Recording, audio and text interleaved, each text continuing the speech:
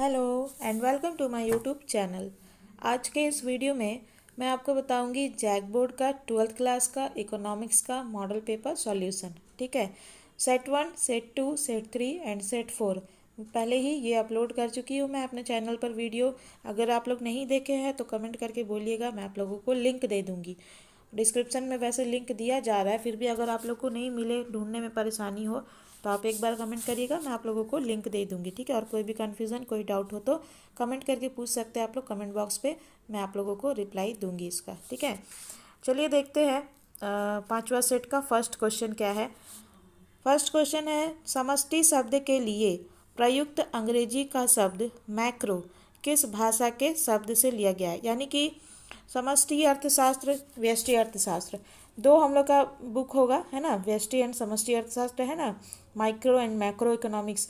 तो मैक्रो जो वर्ड है, जो समष्टि के लिए इंग्लिश में मैक्रो जो बोलते हैं, वो किस भाषा से लिया गया है। Option A Angrezi, option B French, option C Spanish या फिर ऑप्शन डी ग्रीक। तो समष्टि के लिए जो हम लोग मैक्रो शब्द का इस्तेमाल करते हैं, बोलते हैं, लिखते हैं, उसका वो जो किस भाषा से लिया गया है, ग्रीक से लिया गया है। ठीक है, तो इसका करेक्ट आंसर हो गया ऑप्शन नंबर डी। अगर आपके पास पीडीएफ में है, आप लोग उसको टिक मारते जाइए। ठीक है, प्रिंट आउट है तो, नहीं तो फिर कॉपी में नोट डाउन करते जाइए, या फिर आप एकदम ध्यान से सुनेंगे देखेंगे तो आपको ऐसे ही क्लियर हो जाएगा। अभी मैं आपको अच्छे से प्रोनाउंस करके एक क्वेश्चन बोल रही हूँ, उसका 4 ऑप्शन भी बता रही हूँ, देन उसका करेक्ट आंसर क्या होगा वो भी बता रही हूँ, और अच्छे से अच्छा समझा के कोशिश करूँगी कि बताऊँ। ठीक है, और इंग्लिश मीडियम वालों को थोड़ी दिक्कत आती होगी क्योंकि मॉडल पेपर जो है सिर्फ हिंदी में ही निकला है। ठीक है, इसलिए मैं कोशिश करूँगी आप लोगों को भी समझ में आए, इसलिए इकोनॉमिक्स में जो भी वर्ड होंगे उसके मैं टर्म्स जो होंगे इंग्लिश में बता दूंगी। ठीक है, तो वीडियो में अंत तक बने रहिएगा, इसे अपने स्टडी ग्रुप एंड क्लासमेट से शेयर जरूर करिएगा, और अच्छा लगे तो लाइक जरूर कर दीजिएगा, और चैनल को सब्सक्राइब कर लीजिएगा। ऐसे ही आप लोग के लिए यूज़फुल वीडियोज़ चैनल पर अपलोड होते रहेंगे। ठीक है, आप देखो सेकेंड क्वेश्चन है, चयन की समस्या उत्पन्न होती है क्योंकि हमारे साधन डैश है। यानी चॉइस का, है ना, चॉइस का जो प्रॉब्लम है इकोनॉमिक्स में वो होते रहता है क्योंकि हमारे रिसोर्सेज जो है क्या है, रिसोर्सेज जो है सीमित है ना। ऐसा नहीं कि बहुत है, अनलिमिटेड है, कभी ख़त्म ही नहीं होगा। रिसोर्सेज जो है सीमित है। ठीक है, तो सीमित यहाँ पे तो नहीं दिया हुआ, लेकिन एक वर्ड दिया हुआ है जिसका अर्थ सीमित, लिमिटेड से मिलता जुलता है। ऑप्शन बी, ठीक है, दुर्लभ, दुर्लभ है क्योंकि रिसोर्सेज जो होते हैं स्कार्सिटी होती है, उसकी दुर्लभता होती है। ठीक है, इसीलिए चॉइस की जो समस्या है, प्रॉब्लम है, वो हमें बार बार उत्पन्न होती है। तो इसका करेक्ट आंसर हो गया ऑप्शन नंबर बी। ठीक है, अब देखो थर्ड क्वेश्चन है, उत्पादन संभावना वक्र का आकार मूल बिंदु की ओर अवतल होने का क्या कारण है। ठीक है, अवतल होने का क्या कारण है। यानी कि इसमें पूछा है कि प्रोडक्शन पॉसिबिलिटी कर्व जो है उसका जो आकार है वो ओरिजिन की तरफ में, ओरिजिन की तरफ में कॉनकेव होने का क्या रीज़न है। ठीक है, ऑप्शन ए है सीमांत उपयोगिता का ह्रास नियम, ऑप्शन बी परिवर्तनशील अनुपातों का नियम, ऑप्शन सी बढ़ती सीमांत अवसर लागत, या फिर ऑप्शन डी स्थिर सीमांत अवसर लागत। तो इसका करेक्ट आंसर होगा ऑप्शन नंबर सी, बढ़ती सीमांत अवसर लागत। ठीक है, यानी इंक्रीजिंग मार्जिनल अपॉर्चुनिटी कॉस्ट की वजह से प्रोडक्शन पॉसिबिलिटी कर्व जो है वो concave to the origin point होता है। ठीक है, बढ़ती सीमांत अवसर लागत के कारण उत्पादन संभावना वक्र का आकार मूल बिंदु की ओर अवतल होता है। अब देखो चौथा क्वेश्चन क्या है, व्यष्टि अर्थशास्त्र के संबंध में कौन सा कथन सत्य है। ठीक है, यानी माइक्रो इकोनॉमिक्स के बारे में इसमें से कौन सा जो स्टेटमेंट है वो सही होगा। ऑप्शन ए व्यष्टि अर्थशास्त्र का क्षेत्र व्यापक होता है, ऑप्शन बी व्यष्टि अर्थशास्त्र का संबंध राष्ट्रीय आय निर्धारण से है। ठीक है, यानी माइक्रो इकोनॉमिक्स का रिलेशन नेशनल इनकम के डिटर्मिनेशन से है, या फिर ऑप्शन सी है व्यष्टि अर्थशास्त्र के अंतर्गत सामूहिक आर्थिक विचारों का अध्ययन किया जाता है। यानी माइक्रो इकोनॉमिक्स में ग्रुप में, ठीक है, सामूहिक यानी ग्रुप में इकोनॉमिक विचारों का, ठीक है, इकोनॉमिक विचारों का स्टडी किया जाता है। ऑप्शन डी है व्यष्टि अर्थशास्त्र के अंतर्गत व्यक्तिगत आर्थिक इकाई का अध्ययन किया जाता है, यानी इंडिविजुअल इकोनॉमिक यूनिट का ये किया जाता है। तो इसका करेक्ट आंसर हो जाएगा व्यष्टि अर्थशास्त्र के अंतर्गत व्यक्तिगत एक आर्थिक इकाई का अध्ययन किया जाता है। मैंने आपको पहले भी बताया है, ठीक है। जो लोग पहले से पढ़ रहे होंगे, मेरे पास प्लेलिस्ट में वीडियो सारे देखे होंगे सेशंस के, वो उनको तो पता ही होगा। साथ ही साथ पहले के भी मॉडल पेपर सॉल्यूशन बताते हुए मैंने बताया है कि व्यष्टि अर्थशास्त्र में व्यक्तिगत आर्थिक इकाई का अध्ययन किया जाता है, ठीक है। और समष्टि अर्थशास्त्र में क्या होता है, व्यक्तिगत नहीं होता है, सब पूरा मतलब समग्र का, टोटल का किया जाता है। व्यक्तिगत का किस में होता है, इंडिविजुअल का, एक का व्यष्टि अर्थशास्त्र में। क्लियर है। अब देखो 5th नंबर क्वेश्चन है, द वेल्थ ऑफ नेशन नामक पुस्तक के लेखक कौन है, ठीक है। एक पुस्तक है इकोनॉमी में, बुक है द वेल्थ ऑफ नेशन। इसको किसने लिखा है? Option A Alfred Marshall, option B Adam Smith, option C Lionel Robbins, या फिर ऑप्शन डी RGD एलन। तो द वेल्थ ऑफ नेशन पुस्तक लिखने वाले हैं एडम स्मिथ, ठीक है। तो इसका करेक्ट आंसर हो गया ऑप्शन नंबर बी।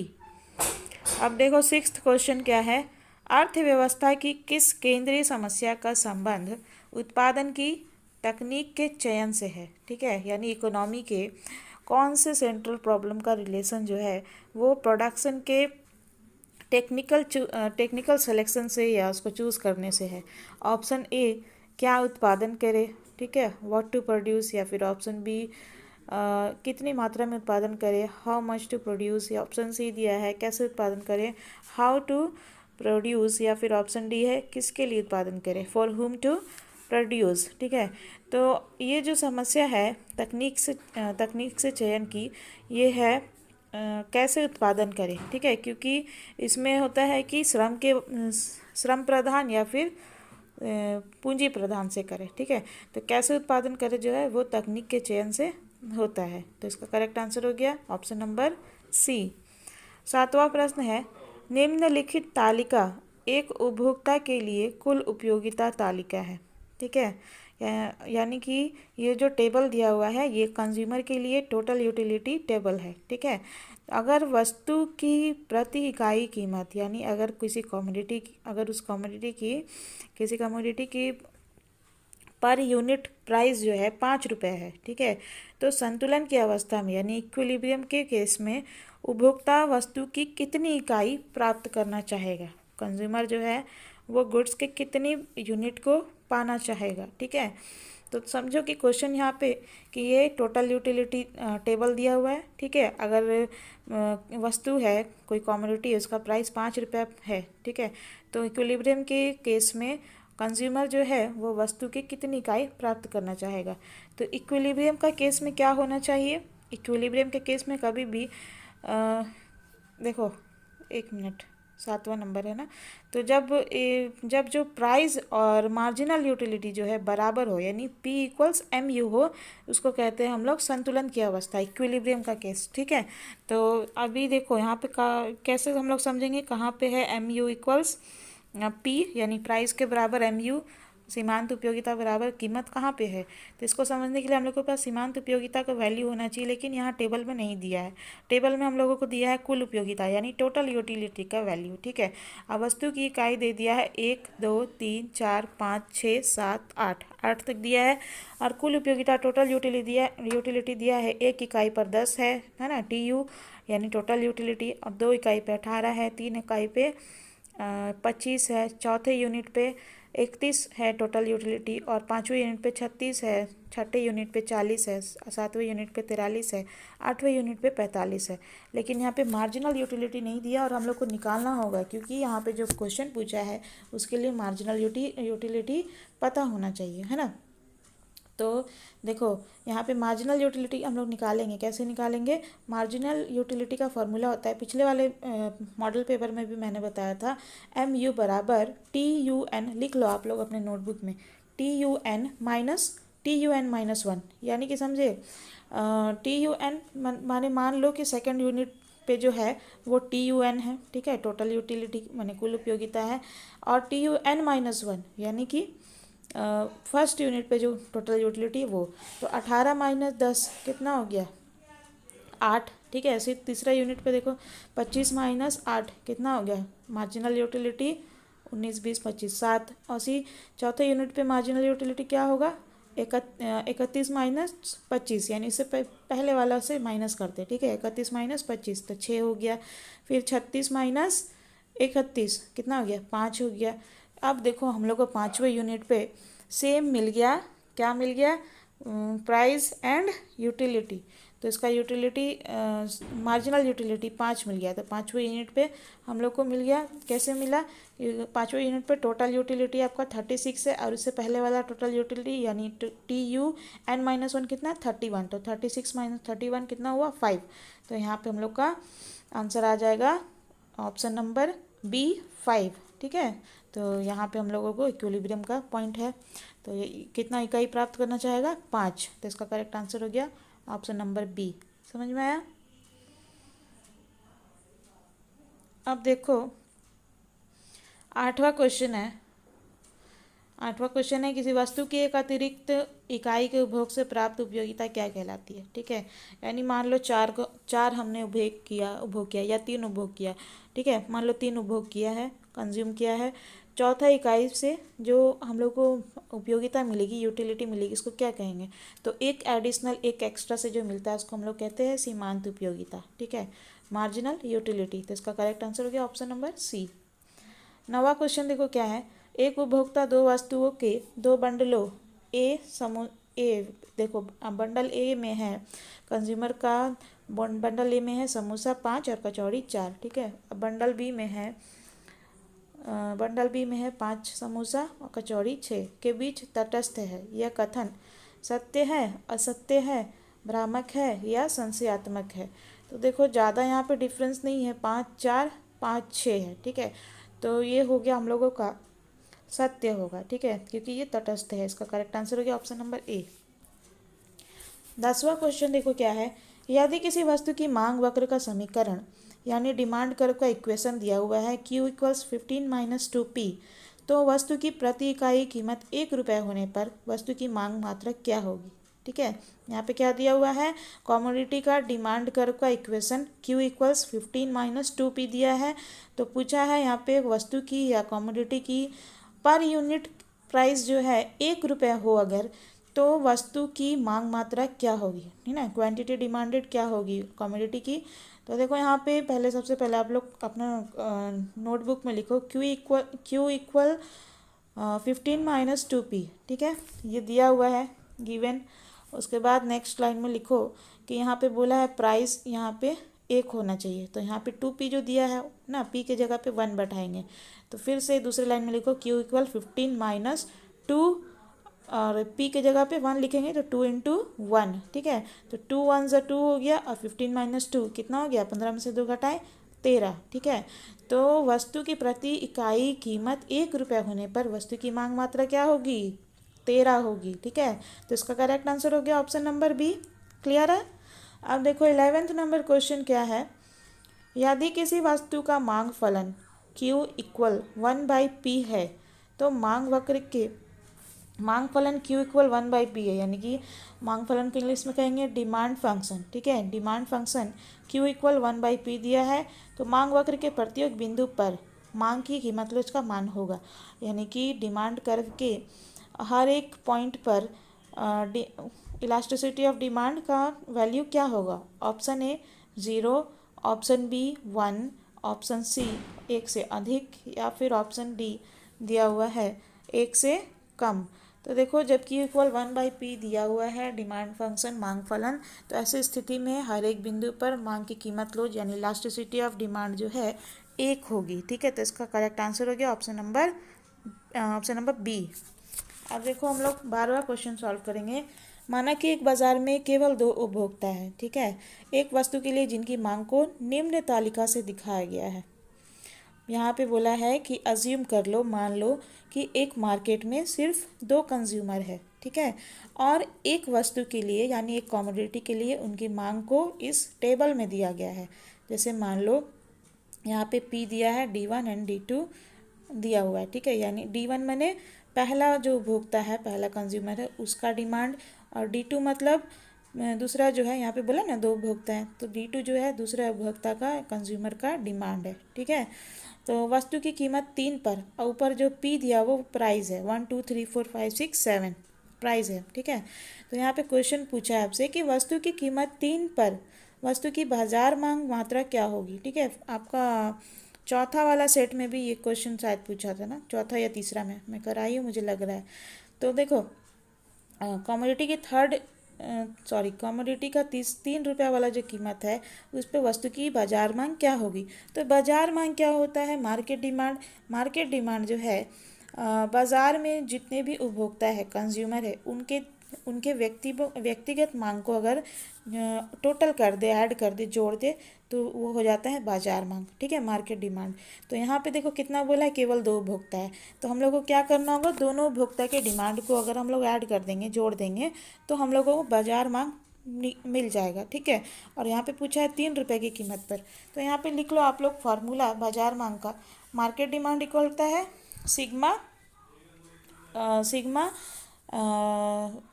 उपभोक्ता कंज्यूमर्स डिमांड। ठीक है, कंज्यूमर्स इंडिविजुअल डिमांड्स। ठीक है, यानी कि जितने भी उपभोक्ता होंगे उन सबका टोटल योग। ठीक है, डिमांड का। तो देखो यहाँ पे पूछा है 3 रुपये कीमत पर। तो 1 2 3, 3 रुपये कीमत पर पहले उपभोक्ता की मांग जो है कितनी है, फर्स्ट कंज्यूमर का डिमांड कितना है, 7 है। और उसी में देखो 3 रुपये कीमत पर दूसरे उपभोक्ता की यानी कंज्यूमर का डिमांड कितना है, 18 है। तो 7 और 18 जोड़ देंगे तो कितना हो जाएगा, 7 और 18 19 20 25। ठीक है, 25 हो जाएगा। तो इसका करेक्ट आंसर क्या हो जाएगा, बाजार मांग हो जाएगा। बाजार मांग बराबर 25। तो 25 इसका करेक्ट आंसर हो जाएगा, ऑप्शन नंबर सी। समझ में आया। अब देखो 13वां प्रश्न है, बजट रेखा यानी बजट लाइन 3x + 4y = 20 की ढाल क्या होगी। ठीक है, option A -4/3, option B -3/4, option C दिया हुआ है -12, या फिर ऑप्शन डी दिया हुआ है -20/3। तो देखो बजट लाइन का जो ये है फॉर्मूला -px/py होता है। तो यहाँ पे देखो बजट लाइन में क्या दिया हुआ है क्वेश्चन में, 3x + 4y। ठीक है, तो यहाँ पे px एंड py अगर मानते हैं तो px + py = 20 अगर मान लो, तो यहाँ पे हम लोग फार्मूला में अगर पुट करें, ठीक है, बजट लाइन का -px/py में। ठीक है, तो -px यहाँ पे p हम लोग क्या ले लेंगे, 4x। ठीक है, बाई -px/py है। ठीक है, तो यहाँ पे p की जगह अगर हम लोग 3 ले लेते हैं, और पी वाई यहाँ पी की जगह 4 ले लेते हैं। ठीक है, तो क्या हो जाएगा, -3/4। क्लियर है, -3/4 इसका करेक्ट आंसर होगा, option number B.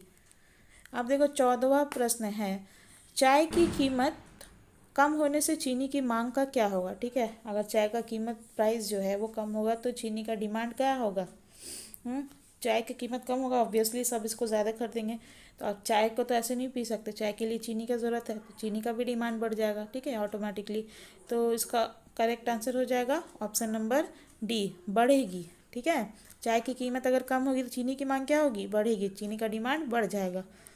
15 number question देखो क्या है, गिफिन वस्तु की स्थिति में मांग वक्र की ढाल होगी। गिफिन वस्तु के केस में, गिफिन कमोडिटी के केस में डिमांड कर्व का ढाल क्या होगा। ऑप्शन ए 0, ऑप्शन बी धनात्मक यानी पॉजिटिव, ऑप्शन सी ऋणात्मक यानी नेगेटिव, या फिर ऑप्शन डी दिया है इन्फिनिटी यानी हिंदी में अनंत। ठीक है, तो गिफिन वस्तु की स्थिति में मांग वक्र की ढाल जो है धनात्मक होगी। ठीक है, in the case of Giffen commodity the demand curve slope will be positive. ठीक है, तो इसका करेक्ट आंसर हो गया option number B. 16 number question देखो क्या है, यदि किसी वस्तु की मांग रेखा मात्रा अक्ष एक्स एक्सिस के समांतर है तो वस्तु की मांग की कीमत उसका मान क्या होगा। यदि किसी कमोडिटी की demand line quantity x axis के पैरेलल हो तो उस कमोडिटी की इलास्टिसिटी ऑफ डिमांड का वैल्यू क्या होगा। ऑप्शन ए है इन्फिनिटी यानी अनंत, ऑप्शन बी है 1 से कम <1 या फिर ऑप्शन सी है मोर देन 1 यानी 1 से अधिक, या फिर ऑप्शन डी है 0। तो ऐसी स्थिति में क्या होता है, इन्फिनिटी होता है, अनंत होता है। ये शायद सेट 4 में भी था आपका सेम क्वेश्चन, है ना, अनंत होता है। अब देखो 17वां प्रश्न, किसी साधन की कीमत को मजदूरी कहा जाता है, सॉरी, किस साधन की कीमत को मजदूरी कहा जाता है, ठीक है। तो मजदूरी किसको कहा जाता है? ऑप्शन ए श्रम को, ऑप्शन बी पूंजी को, ऑप्शन सी भूमि को, या फिर ऑप्शन डी दिया हुआ है साहस को, ठीक है। तो श्रम की कीमत को मजदूरी कहते हैं, ठीक है। मेहनत करने से क्या मिलेगा? मजदूरी मिलता है ना। मेहनत करने वालों को क्या दिया जाता है? मजदूरी। तो श्रम का हो जाएगा मजदूरी, वेजेस, है ना। लेबर को क्या मिलता है? वेजेस। इसका करेक्ट आंसर हो गया ऑप्शन नंबर ए। एक और मैं पूछा था, क्या पूछा था, ब्याज किसको मिलता है ना। हाँ, इंटरेस्ट वाला पूछा था। इंटरेस्ट किसका है, ठीक है। तो साधन की कीमत को, किस साधन की कीमत को इंटरेस्ट कहते हैं, ये पूछा था ना।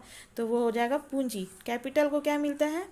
कैपिटल को यानी पूंजी को क्या मिलता है? इंटरेस्ट मिलता है। और श्रम यानी लेबर को क्या मिलता है? वेजेस मिलता है, ठीक है, यानी मजदूरी मिलता है, ठीक है। अब 18 नंबर क्वेश्चन देखो।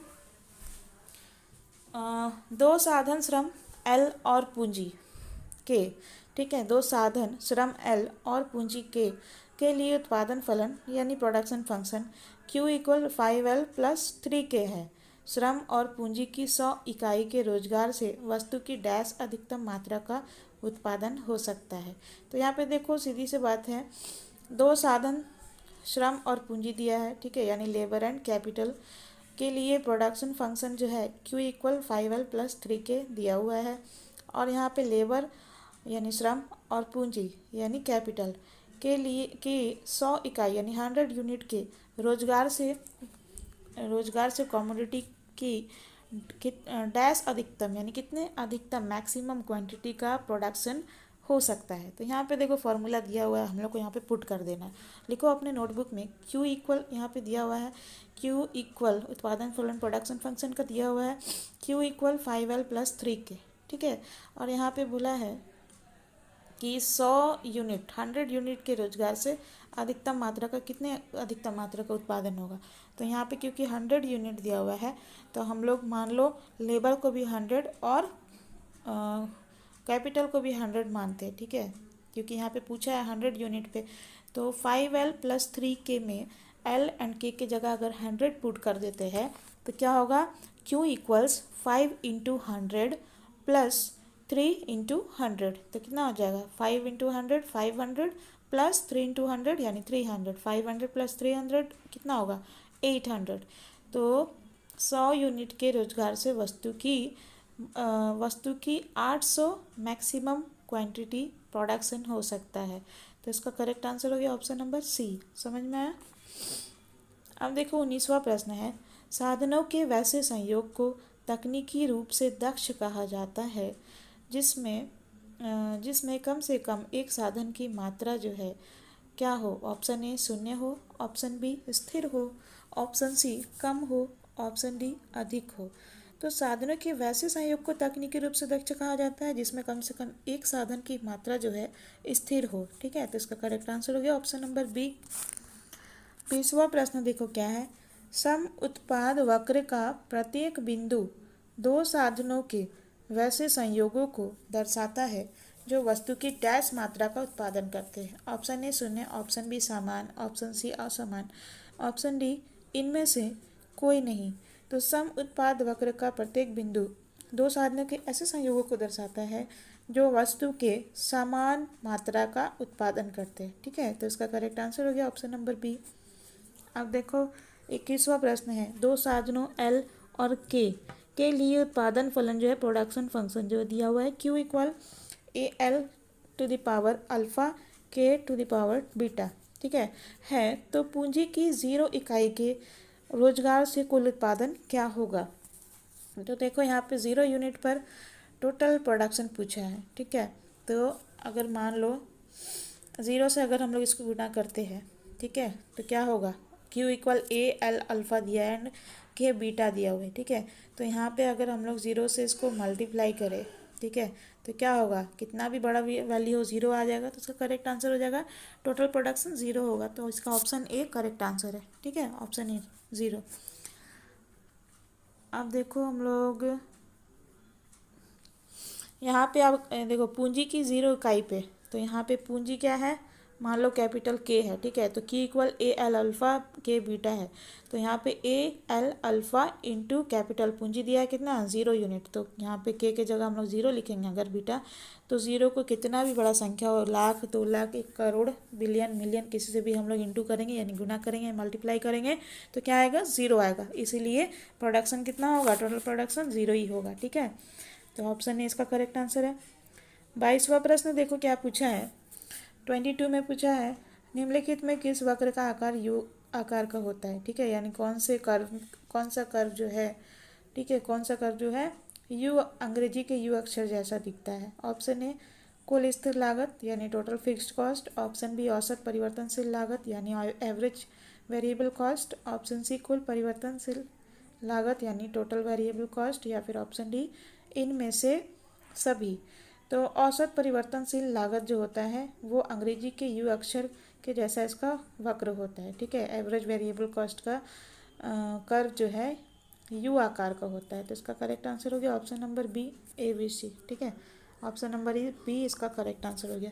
अब देखो 23 नंबर क्वेश्चन है, कॉप डगलस उत्पादन फलन Q equal A L alpha K beta में पैमाने का हासमान प्रतिफल प्राप्त होगा जब प्रोडक्शन फंक्शन का ये जो फॉर्मूला दिया है कॉप डगलस का, तो उसमें पैमाने का हासमान प्रतिफल प्राप्त होगा कब होगा। ऑप्शन ए प्लस बी बराबर 0 हो, A plus B is greater than 1 यानी 1 से ज़्यादा हो, या A plus B is less than 1 यानी ए प्लस बी 1 से कम हो, या फिर ऑप्शन डी दिया है ए प्लस बी 1 के बराबर हो, ठीक है।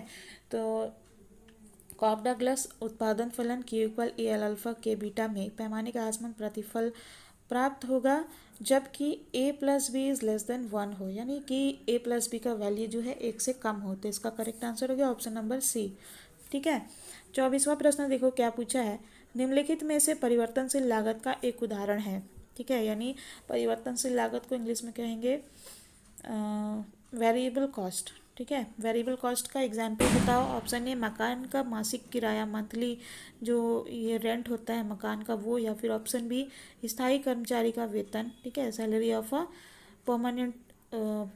परमानेंट कर्मचारी, काम करने वाले क्या बोलते हैं उसको, मुझे याद नहीं आ रहा, ठीक है, वो कर्मचारी, ठीक है, या ऑप्शन सी मशीन की लागत, ठीक है, कॉस्ट ऑफ मशीन, या फिर ऑप्शन डी है कच्चे माल पर किया गया खर्च। तो देखो इसका करेक्ट आंसर होगा ऑप्शन डी कच्चे माल पर किया गया खर्च, ठीक है, क्योंकि जो रॉ मटेरियल्स होते हैं उस पर खर्च जो होते हैं एक्सपेंडिचर होते हैं वो डिफरेंट हो सकते हैं, ठीक है, चेंज हो सकता है। तो परिवर्तनशील लागत का ये एक उदाहरण है वेरिएबल कॉस्ट का, कच्चे माल पर किया गया खर्च, एक्सपेंडिचर ऑन रॉ मटेरियल्स, ठीक है। तो ऑप्शन नंबर डी इसका करेक्ट आंसर हो जाएगा।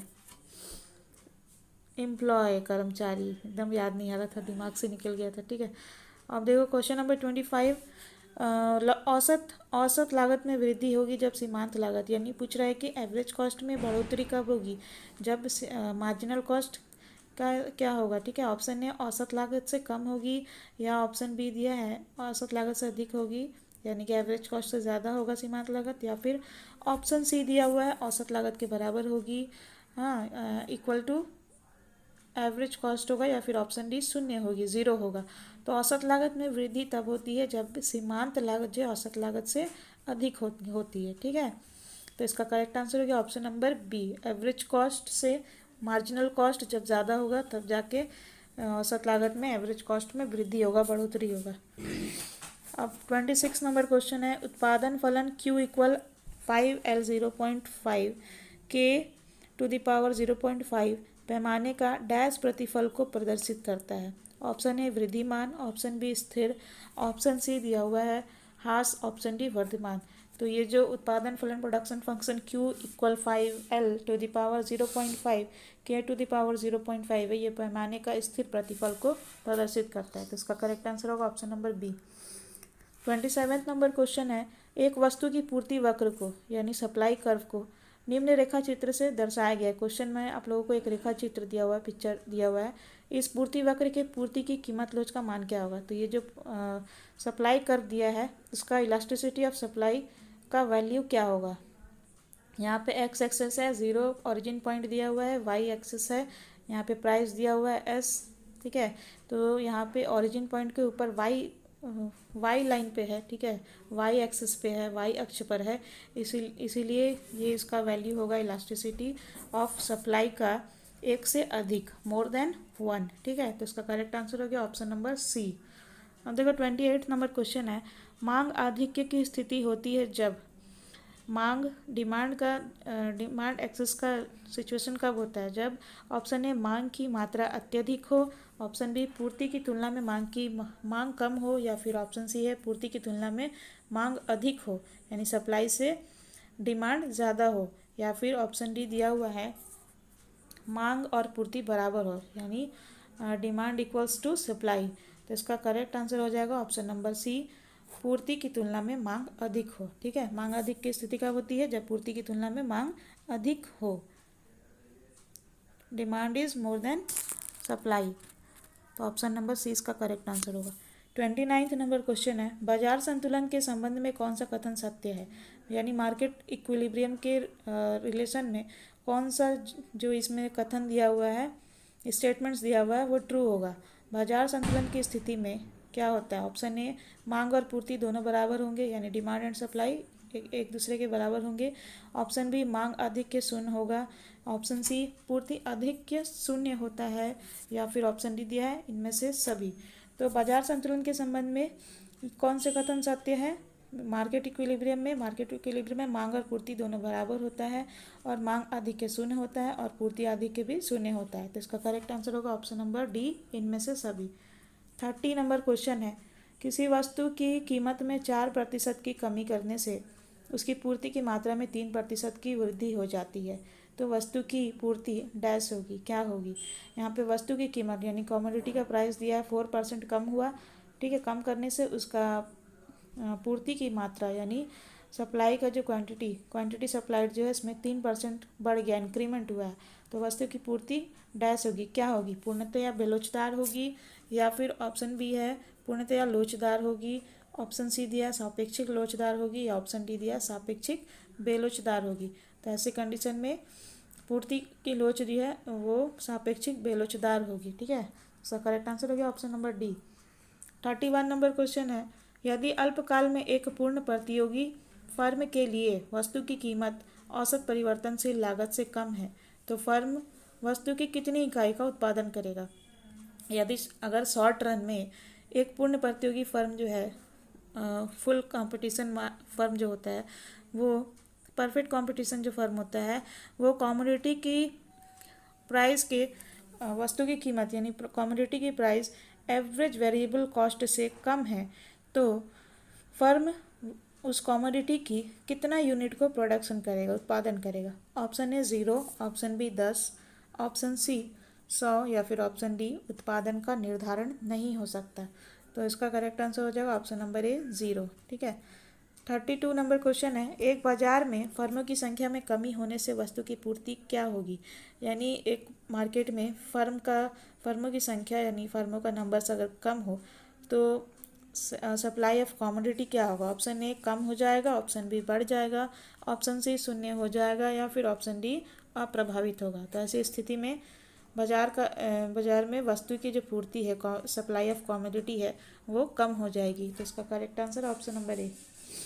33 नंबर क्वेश्चन है, बाजार में पूर्ति आधिक्य की स्थिति उत्पन्न होती है जब, पूर्ति आधिक्य की स्थिति कब उत्पन्न होती है बाजार में। ऑप्शन ए वस्तु का उत्पादन अधिक हो जाए, कमोडिटी का प्रोडक्शन ज़्यादा हो जाए, या फिर वस्तु की पूर्ति अधिक हो जाए यानी सप्लाई अत्यधिक हो जाए।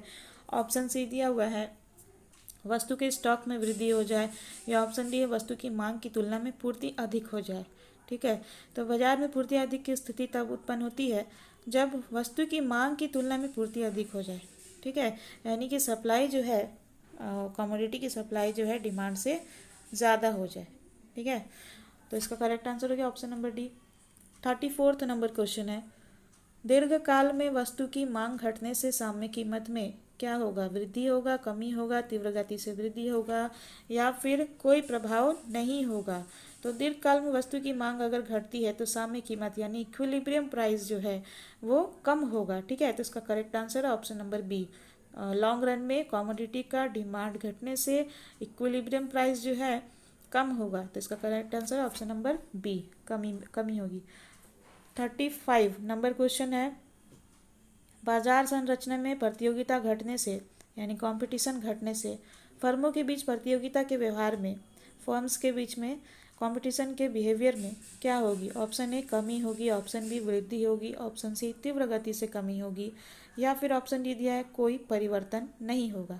तो अगर बाजार संरचना में प्रतियोगिता घटने से फर्मों के बीच में प्रतियोगिता के व्यवहार में वृद्धि होगी, इंक्रीमेंट होगी, तो इसका करेक्ट आंसर हो गया option number B. 36 number question है, एकाधिकारी वस्तु की मांग की लोच एक के बराबर होती है जब, यानी कि एक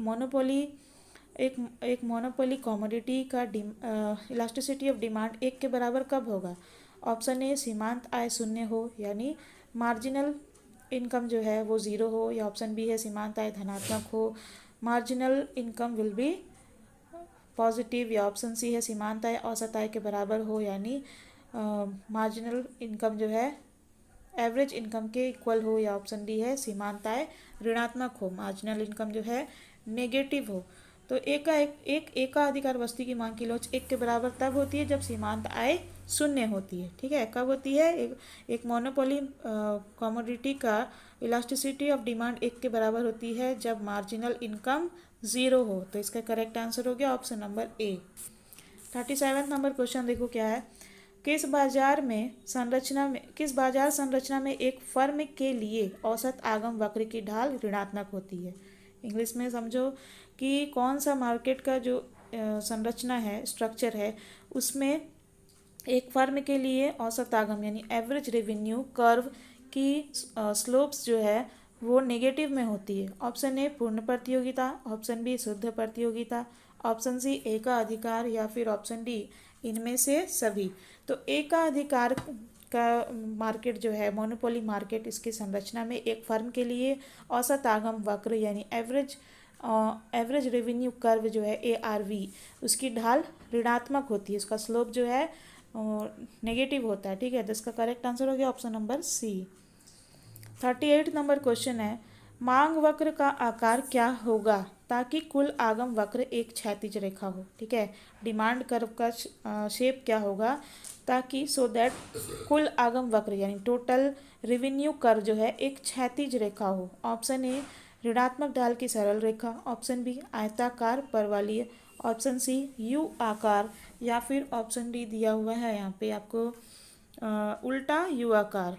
तो मांग वक्र का आकार जो है आयताकार परवलय होगा ताकि कुल आगम वक्र एक क्षैतिज रेखा हो। ठीक है, कुल आगम वक्र एक क्षैतिज रेखा हो, उसके लिए आयताकार परवलय होता है मांग वक्र का आकार। ठीक है, डिमांड कर्व पर। तो इसका करेक्ट आंसर हो गया option number B, option number B. अब देखो 39 नंबर क्वेश्चन है, मांग वक्र का आकार क्या होगा ताकि कुल आगम वक्र मूल बिंदु से गुजरती हुई धनात्मक ढाल की एक सरल रेखा हो? यानी डिमांड कर्व का शेप क्या होगा so that total revenue curve origin point से गुजरते हुए पॉजिटिव स्लोप की एक सरल रेखा यानी स्ट्रेट लाइन हो। ऑप्शन ए एक सरल रेखा जिसकी ढाल ऋणात्मक हो, ऑप्शन बी मात्रा अक्ष के समांतर, ऑप्शन सी आयताकार परवलय, या फिर ऑप्शन डी यू आकार का। ठीक है, तो इसका करेक्ट आंसर हो जाएगा ऑप्शन नंबर बी मात्रा अक्ष के समांतर। 40 नंबर क्वेश्चन एक छोटा सा इक्वेशन है, इसको सॉल्व कर लीजिएगा। मैं आपको फॉर्मूला बता दे रही हूँ। नीचे दिए गए फर्म के लिए सीमांत आगम अनुसूची से वस्तु की 6 इकाई के उत्पादन से कुल संप्राप्ति क्या होगी? संप्राप्ति मैंने आगम, या इंग्लिश में इसको कहते हैं रेवेन्यू। ठीक है, एक मार्जिनल रेवेन्यू टेबल दिया हुआ है यहाँ पे, सीमांत आगम अनुसूची। उसमें पूछा है कि कमोडिटी का 6 यूनिट पर 6ठी इकाई के उत्पादन से, प्रोडक्शन से कुल संप्राप्ति यानी कि टोटल रेवेन्यू क्या होगा? ठीक है, यहाँ पे मात्रा यानी क्वांटिटी दिया है 1 2 3 4 5 6 7 8। ठीक है, 1 2 3 4 5 6 7 8, ये आपका क्वांटिटी हो गया। और उसके नीचे वाले रो में दिया है सीमांत आगम यानी कि मार्जिनल रेवेन्यू। ठीक है, मार्जिनल रेवेन्यू दिया है, पहले यूनिट पर 1 इकाई पर 10 है, दूसरे यूनिट पर 8 है, तीसरे यूनिट पर 6 है, चौथे यूनिट पर 4 है, और 5वें यूनिट पर 2 है, छठे यूनिट पर 0 है सीमांत आगम, और 7वें यूनिट पर -2 है, और 8वें यूनिट पर -4 है। और इसमें पूछा क्या है कि टोटल रेवेन्यू क्या होगा। तो टोटल रेवेन्यू का फॉर्मूला होता है समेशन ऑफ मार्जिनल रेवेन्यूज़। ठीक है, तो यहाँ पे अगर हम लोग उसका फॉर्मूला लिख लीजिए TR equal summation of MR। ठीक है, और यहाँ पे पूछा है 6th यूनिट का, तो 6th यूनिट पर MR क्या है, 0 है, तो 0 तक हम लोग ऐड करते जाएंगे। ठीक है, तो 10 + 8 + 6 + 4 + 2 + 0, तो 10 8 18, 18 6 24, 24 4 28, 28 2 30, और 30 में छठा यूनिट का अगर 0 वाला मार्जिनल रेवेन्यू सीमांत अगर मिला ले तो 0 कितनी भी बड़ी संख्या में मिला ले या घटा ले उससे कोई फ़र्क नहीं पड़ता। तो यहाँ पे हो गया 10 8 18 6 24 4 28 2 30, तो यहाँ पे हो गया 30। ठीक है, तो 6 इकाई के उत्पादन के लिए कुल संप्राप्ति क्या होगी, 30 होगी। ठीक है, टोटल रेवेन्यू यहाँ पे क्या होगा, 30 होगा। तो इसका करेक्ट आंसर हो गया ऑप्शन नंबर सी।